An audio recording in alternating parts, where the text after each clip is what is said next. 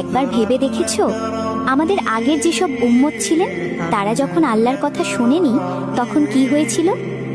কোথাও আসমান থেকে আগুন নেমে এসেছিল, কোথাও জমিন ফেটে গিয়েছিল, কোথাও ঝড়, কোথাও ভয়ঙ্কর আযাব। আর আজ আমাদের দিকে তাকাও, আমরা কত গুনাহ করি, খুলে লুকিয়ে। হারামকে হালকা করে দেখি, জিনা আর ব্যভিচারকে বলি ব্যক্তিগত ব্যাপার।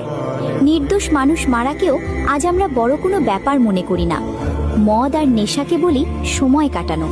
আমরা জানি কোনটা সঠিক, তবুও তা অনুসরণ করি না। আজ না কাল বলে নামাজটা পিছিয়ে যায়, কোরআনটা খুলব ভেবে দিন শেষ হয়ে যায়। ভুল চোখের সামনে হয়, আমরা তাকিয়ে থাকি কিন্তু কথা বলি না। তারপরও জীবন থামে না।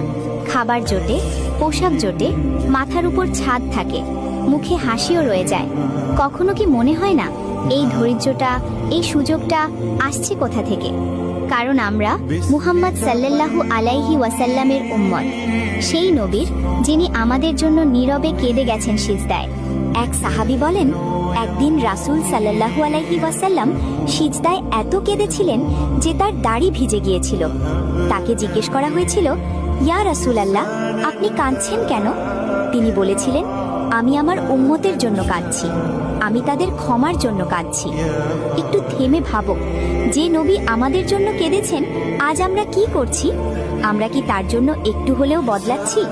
যেদিন কিয়ামতে তিনি আমাদের সামনে দাঁড়াবেন, সেদিন আমরা কিভাবে তার চোখের দিকে তাকাবো? তিনি কেঁদেছিলেন আমাদের জন্য, আর আমরা? এই প্রশ্নটার উত্তর কাউকে দিতে হবে না, শুধু নিজের মনকে দিও।